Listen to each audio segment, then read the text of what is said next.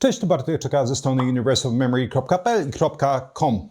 Jedz mniej to jest absolutnie klasyczna rada, jeśli chodzi o tak naprawdę, można powiedzieć, całą mainstreamową dietetykę. Różnego rodzaju osoby, czy to prześmiewczo, czy to ironicznie, czy niepokojąco często rzeczywiście z pełną powagą stwierdzają po prostu, jeśli chcesz schudnąć, to powinieneś jeść mniej. I oczywiście teoretycznie jest to jak najbardziej prawda. Osoby, które będą jeść mniej, będą bardziej chudnąć w większości przypadków. Natomiast wydaje mi się, że rada ta jest równie praktyczna jak mówienie osobie, która ma depresję, że powinna się więcej uśmiechać i po prostu nie martwić się, bo nie ma czym. Wszystko jest ok. Kłopot polega na tym, że rady, które są udzielane przez dietetyków, nazwijmy to mainstreamowych, czy też dietetykę i medycynę mainstreamową, są niesamowicie naszpikowane błędami i najzwyczajniej w świecie, trzeba podkreślić, nie mają żadnego potwierdzenia praktycznie w literaturze naukowej, na którą bardzo często się powodują. Kłopot polega na tym, że najczęściej ta literatura naukowa to są badania korelacyjne, badania obserwacyjne, bazujące na epidemiologii żywieniowej. Swoją drogą, w pierwszym komentarzu pod filmikiem zawsze jest przypięta sekcja literatura, gdzie odwołuje się do różnego rodzaju badań, jeśli ktoś będzie chciał poczytać. I będzie odesłanie również do olbrzymiego artykułu, który popełniłem wiele lat temu na temat właśnie epidemiologii żywieniowej i problemów, które stwarza, jeśli staramy się bazować głównie na niej. Jakie są przykłady idiotycznych rad, które są powszechnie promowane? W tym filmiku na przykład, który nazywał się Wiecznie Głodny, omawiałem badania, które ale to bardzo wyraźnie pokazują, że spożywanie węglowodanów czy posiłków, które są bogate w węglowodany, a przypominam, że oficjalne wytyczne dietetyczne sugerują, że powinniśmy spożywać od 40 do 60% węglowodanów, jeśli chodzi o objętość kaloryczną dziennie. Czyli innymi słowy, weźmy sobie to, zaokrąglimy do tej połówki, połowa każdego posiłku średnio to powinny być węglowodany. No ale co pokazuje w tamtym odcinku Wiecznie Głodny?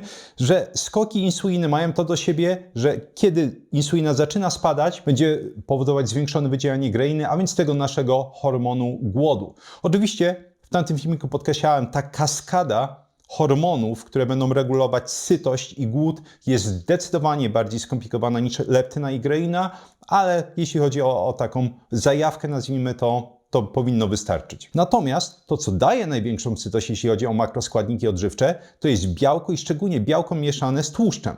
Bo kiedy będziemy mieszać białko z tłuszczem, to będziemy powodować zmniejszanie opróżniania żołądka. Czyli słowy, będziemy wolniej opróżniać żołądka. Tak jak różnego rodzaju popularne leki, m.in. agoniści GLP-1.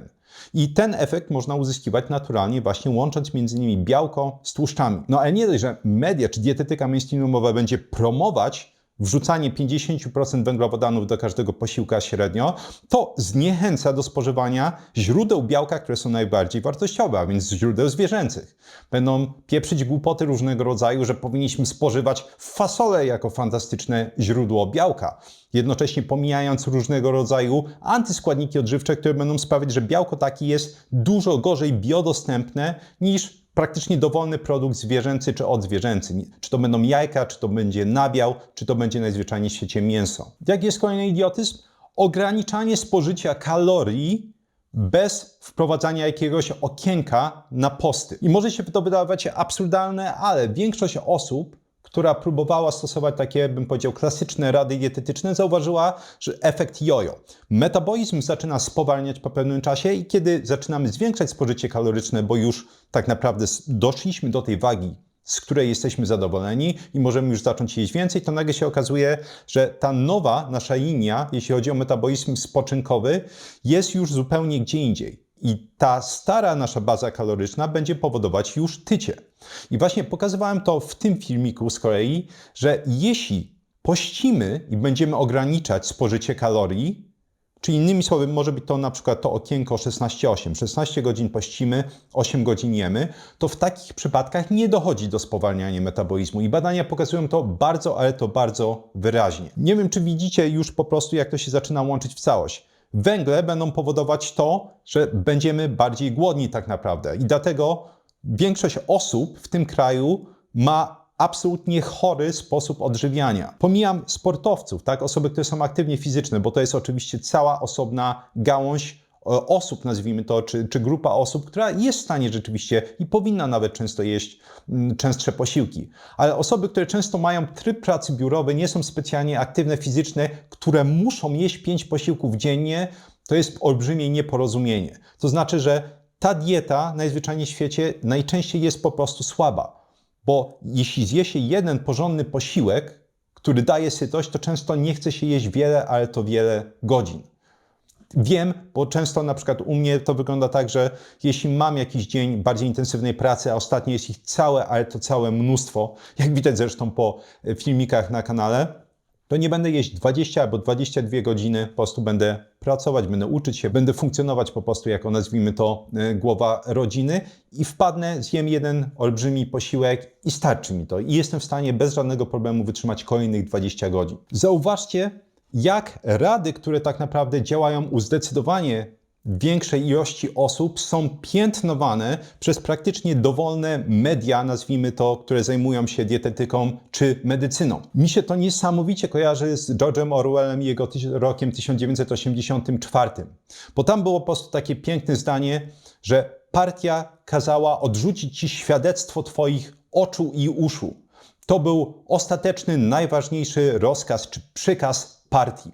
I tak to właśnie wygląda. Nie tak dawno widziałem jakąś kolejną nagonkę na braci Rodzeń, która mnie absolutnie zafascynowała, bo tam był cały jakiś duży, osobny rozdział na temat tego, jak po prostu oni nie działają zgodnie z medycyną, gdzie oczywiście medycyna, jak pojęta, trzeba podkreślić, jako, no właśnie, to, co jest przedstawiane innym, nie to, że to, na co się oni powołują, tego nie ma w literaturze naukowej. Po prostu mainstream absolutnie odrzuca te dowody. To jest coś, po prostu o czym nie gadamy, zamiatamy pod dywan i tym samym można poddać braci Rodzeń, czy też tak naprawdę wszystkich innych dietetyków, lekarzy, którzy działają pod tym znakiem, łącznie ze mną, krytyce. Czemu to mówię? Na czym polega to odrzucanie świadectwu twoich oczu i uszu i na co zauważyłem? I to jest przepiękna rzecz, jeśli chodzi o internet. Ludzie nabierają się już coraz rzadziej.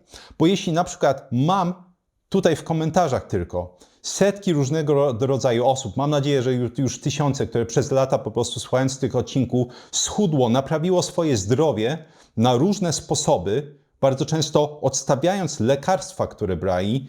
Bóg wie, ilu tysiącom osób pomogli bracia Rodzeń, Keto Kocur i inne kanały, które zajmują się dietą ketogeniczną, low carb i tym podobnymi odłamami.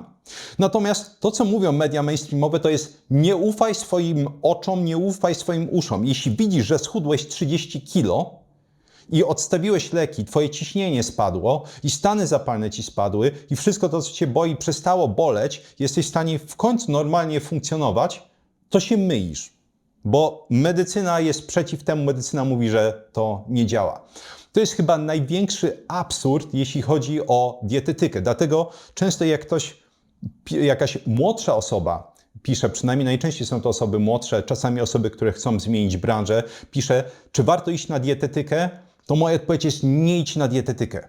Chyba że potrzebujesz po prostu mieć papier, że jesteś dietetykiem klinicznym, ale absolutnie nie iść na dietetykę, cokolwiek, co zajmie ci parę lat życia. Pójść, zrobić sobie jakiś kurs dietetyczny i kształcić się idealnie samemu. Ten kurs dietetyczny niech będzie bazą, bo po prostu te bzdury, jakie wciskają ludziom bardzo często na studiach, są po prostu szkodliwe. I to jest niestety oczywiście ten cały cykl, ta machina, że mamy dietetyków, których wpychamy w system, ci dietetycy wychodzą i potem zaczynają pieprzyć bzdury i zarażać tym innym. I oczywiście potem ludzie widzą, o, to nie działa i są sfrustrowani. Kolejny debilizm, kolorowe talerze, lodówki pełne wyboru. Nie wiem czemu po prostu to jest tak popularne, ale jest to tak bzdurna porada, która nie ma ponownie absolutnie nic wspólnego z rzeczywistością. To z kolei omawiałem w tym filmiku, gdzie pokazywałem, że właśnie zróżnicowane jedzenie, zróżnicowane diety mają to do siebie, że będą powodować zwiększone spożywanie kalorii. I jaki jest mechanizm tego? Mechanizm tego jest taki, że mamy ośrodki w mózgu, m.in. pole brzuszne nakrywki, jest to istota czarna, substantia nigra, które będą powodować wyrzuty dopaminy w reakcji na nowe bodźce. Oczywiście dopamina jest być w stanie wydzielana, jeśli chodzi o wiele różnego rodzaju bodźców, również bodźce, jak wiadomo, przyjemne, różnego rodzaju używki itd., muzyka, Natomiast jeśli chodzi o te nowe bodźce, to możemy sobie to wyobrazić w ten sposób. Jeśli otworzysz lodówkę i będziesz mieć tam parę produktów, które trzeba podkreślić, będą w pełni pokrywać Twoje zapotrzebowanie, jeśli chodzi o mikro i makroskładniki odżywcze i kalorie, to tak naprawdę jest olbrzymia szansa, że sięgniesz po nie dopiero wtedy, kiedy będziesz głodny. Jeśli masz absolutnie pełną, kolorową lodówkę, jest tam tyle tych produktów do wyboru, to mogę Ci zagwarantować i praktycznie każda osoba zresztą to zna z autopsji, że kiedy ją otworzysz, często z nudów przecież otwieramy te lodówki, to spojrzysz, czy jest tam coś, na co mam ochotę.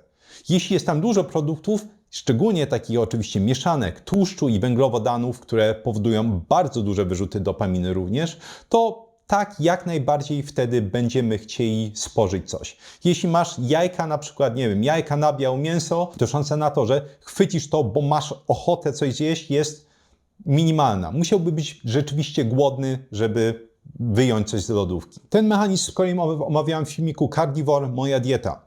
Jeśli zastanowisz się, czemu akurat w tym odcinku, bo Carnivore oczywiście, trzeba podkreślić, jest dietą tak naprawdę w większości wariacji zero węglowodanową. To znaczy nie spożywamy tam węglowodanów. Oczywiście są wariacje, niektórzy próbują robić tego Carnivora 2.0 z owocami, niektórzy próbują go robić z nabiałem, natomiast te klasyczne wariacje praktycznie będą przewidywały spożywanie gdzieś poniżej 10 gramów węglowodanów. Natomiast są to rodzaje poniekąd monodiet, czyli innymi słowy diet, które będą bazować praktycznie na jednym produkcie albo przynajmniej na bardzo wąskiej grupie produktów. Ja właśnie w tym filmiku a propos diety karniwora mówiłem, że nie bez powodu całe mnóstwo osób, które próbowały innych monodiet, dieta ziemniaczana, dieta jabłczana, ryżowa, tych wariacji jest naprawdę dużo, odniosło sukces. I zauważyłem, że wiele osób jakby miało kłopot, czy ma kłopot nawet z zaufaniem, że hej, to przecież nie ma żadnego sensu, czemu taka głupia dieta, bo ona brzmi niesamowicie głupio, miałaby zadziałać. Czemu ziemniak, jabłko czy ryż miałyby zadziałać. I właśnie o to chodzi. Chodzi o to, że w przypadku, kiedy mamy bardzo wąską grupę produktów do wyboru, nie będziemy jeść impulsywnie. Tak? Nawet jeśli będziemy głodni, nie będzie tak, że to będzie impulsywne zapychanie się. Nawet ostatnio na forum dla patronów, jak publikowałem badanie a propos tego, ktoś zostawił komentarz, że tak, to bardzo łatwo widać, bo na przykład jeśli będzie mieć samego kotleta, to będzie jeść, aż poczuje się głodny i pojawia się te uczucie sytości dużo szybciej niż jeśli zmiesza na przykład tego kotleta, oczywiście wiadomo, z tłuszczykiem, z ziemniakami. Wtedy człowiek po prostu potrafi to wpychać w siebie, jakby jutro miało nie nadejść. Żeby było ciekawie, ten filmik, w którym opisywałem te mechanizmy, które będą sprawiać, że większa paleta, różnorodność jedzenia będzie prowadzić do zwiększonej konsumpcji, powstał parę lat temu, kiedy nie pamiętam, 2-3 lata temu, po 40 wszystko to leci po prostu, więc nie pamiętam dokładnie. Natomiast, żeby było ciekawie, dopiero co, chyba w zeszłym miesiącu wyszło badanie, w którym sprawdzano właśnie, czy bardziej rutynowy sposób spożywania jedzenia prowadzi do większej utraty wagi. I żeby było jasne, to badanie gdzieś będę omawiać w osobnym filmiku, ale wrzucę tylko na ekran, że wśród osób, które miały bardzo ograniczoną paletę jedzenia, trzymały się takiej rutyny, jeśli chodzi o spożywanie pokarmów, zanotowano prawie 40% większe spadki wagi. Olbrzymia różnica. I żeby było jeszcze ciekawsze, nawet autorzy tego badania się głowią, czy to nie jest kwestia jakiegoś błędu po prostu, w pełni zrozumiałe, jeśli, że tak powiem, nie patrzy się holistycznie na całe ciało, na to, jak mózg będzie reagować właśnie na tą różnorodność jedzenia. Natomiast z punktu widzenia holistycznego jest to absolutnie w pełni uzasadnione. Jeszcze inna rzecz, do której można się przyczepić a propos braku specyficzności tej porady, to jeśli spojrzymy na wiele różnego rodzaju piramid żywienia, to będziemy mieć ruch jako podstawę. Że jeśli nie będziesz się specjalnie dużo ruszać, to nie jesteś w stanie być zdrowy. Coś, co uważam za absolutną bzdurę. Żeby było jasne, żebyśmy się dobrze rozumieli, ruch ma olbrzymią ilość bardzo, ale to bardzo pozytywnych efektów. Intensywny ruch między innymi, taki jak sprinty, czy naprawdę jakaś intensywna aktywność fizyczna jest w stanie działać między innymi przeciwnowotworowo, może powodować wyrzuty hormonów wzrostu bardzo znaczące. Innymi słowy, jest wspaniałe. Natomiast nie bez powodu, jeśli spojrzysz na tą naszą piramidę zdrowia, to tam jest ruch, bo jeśli będziesz się opychać węglowodanami, to oczywiście one będą, te wyrzuty glukozy, czynić absolutne zniszczenie w organizmie. Jeśli chcesz zobaczyć na przykład, jak są w stanie niszczyć między innymi śródbłonek naczyń krwionośnych, miejsce, gdzie zaczyna się miażdżyca, to polecam obejrzeć ten film, gdzie pokazywałem między innymi, jak właśnie posiłki bogate w węglowodany będą w stanie powodować stany zapalne, momentalne, mierzalne w przeciągu paru godzin po posiłku, zagęszczanie krwi między innymi i różnego rodzaju inne fascynujące mechanizmy. I z tego punktu widzenia, jeśli sobie wyjdziemy, to tak, jak najbardziej ruch jest bardzo wskazany. Tak? Trzeba mnóstwo chodzić, idealnie po każdym posiłku. Natomiast dobrze wiemy, że nikt nie jest w stanie chodzić po każdym posiłku, czy przynajmniej jest to zdecydowana mniejszość osób, bo jest praca, bo jest to, bo jest tamto. Może ktoś ma taki komfort, jeśli już przeszedł na emeryturę i zachował sprawność fizyczną. Więc owszem, wysiłek fizyczny jest ważny, natomiast żeby było jasne, jeśli będziemy obniżać jednocześnie spożywanie węglowodanów, to rola wysiłku fizycznego zaczyna maleć. Żeby było jasne, wciąż jest ważny, ale rola zaczyna maleć. Inne przekonanie mainstreamowe to jest takie, że jeśli chcesz schudnąć, to już mieliśmy to moje ulubione, to jedz mniej, po prostu jedz mniej, nieważne co, ale jedz mniej i ruszaj się więcej. Kłopot oczywiście polega na tym, że ruch jest niesamowicie mało efektywnym narzędziem do spalania kalorii w większości wypadków. Większość osób nie jest w stanie uprawiać intensywnej aktywności fizycznej przez dłuższy czas. Jeśli spojrzymy sobie na najzwyklejsze w świecie spacery, to jeśli będziesz chodzić godzinę jakimś przyzwoitym tempem, 5 powiedzmy kilometrów na godzinę, to spalisz, oczywiście tu będzie zależało to m.in. od Twojej wagi wyjściowej, żeby było jasne itd., ale powiedzmy spalisz mniej więcej 250 kilokalorii. Czy to jest dużo? No to jest jeden batonik, tak? To jest jeden Snickers, coś w okolicy jednego Snickersa, Marsa, Twixa i tym podobnych batoników. Czyli słowy, czy jest to jakieś efektywne narzędzie? No nie. Oczywiście, jeśli ktoś już jest mocno aktywny fizycznie, będzie biegać, będzie pływać i tak dalej, jest w stanie spalić więcej tych kalorii, to już zaczyna być bardziej efektywne, natomiast wciąż w długiej perspektywie praktycznie zawsze przegra ze złą dietą. Jest takie powiedzenie w angielskim you cannot outwork czy out-exercise a bad diet. Czyli innymi słowy, nie jesteś w stanie przy pomocy właśnie aktywności fizycznej czy ćwiczeń pokonać złą dietę. Zła dieta na dłuższą metę zawsze będzie wygrywać. Warto jednocześnie podkreślić, mimo tej mojej krytyki ogólnej, różnego rodzaju idiotycznych rad, które ludziom się przekazuje, jeśli chodzi o mainstreamową dietetykę i medycynę a propos chudnięcia, że nie ma strategii, która nie będzie działać. Co wydaje się absurdalne, tak? Spędziłem już dosyć dużo minut pojeżdżając różnego rodzaju idiotyzmy, jeśli chodzi o radę, a teraz mówię, że nie ma rady, która nie działa. Jest to prawda. Ja lubię znajdować różnego rodzaju równoległe jakieś porównania między dziedzinami, zważywszy na to, że po prostu od lat zajmuję się paroma dziedzinami. I to mi przypomina wywiady, których udzielałem na temat nauki języków obcych. I padało właśnie pytanie, jakie są najlepsze metody. I zawsze na początku, przynajmniej najczęściej, mówiłem, że nie ma metody, która nie działa. I tak samo jest z dietetyką. To jest właśnie to porównanie. Natomiast jaka jest różnica?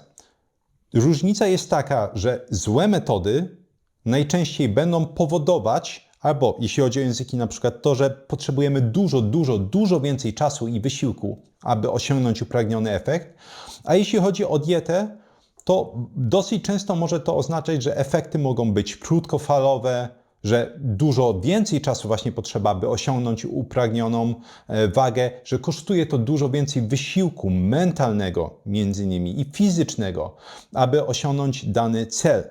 Natomiast, no właśnie, nie ma metody, która nie działa. I wydaje mi się, że to jest jedno stwierdzenie, które Bardzo ważne, żeby każdy sobie przyswoił, bo to pomaga łagodzić ten dysonans poznawczy, to rozerwanie psychiczne. Na przykład niektórzy tylko będą twierdzić, że low carb i posty pomagają. No nie. Niektórzy idą w drugą stronę, czyli na przykład twierdzą, że diety wysokowęglowodanowe i niskotłuszczowe będą działać. Inni będą twierdzić, że 3 godziny aktywnego ruchu, niezależnie od diety dziennie, będą działać. I każde to podejście się sprawdzi. Trzeba bardzo, ale to bardzo mocno podkreślić. Tylko oczywiście, tak jak mówiłem, jest to kwestia tego, ile czasu, wysiłku, wyrzeczeń trzeba włożyć w każdą z tych strategii.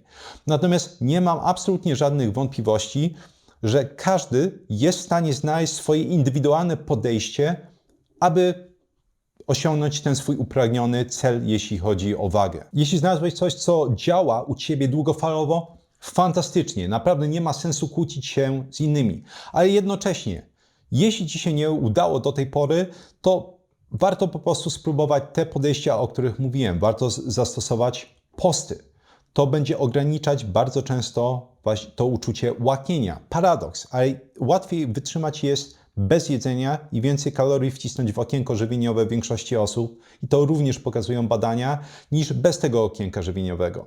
Większość osób czuje zdecydowanie większą sytość, kiedy ograniczy węglowodany i kiedy zwiększy ilość produktów zwierzęcych i odzwierzęcych.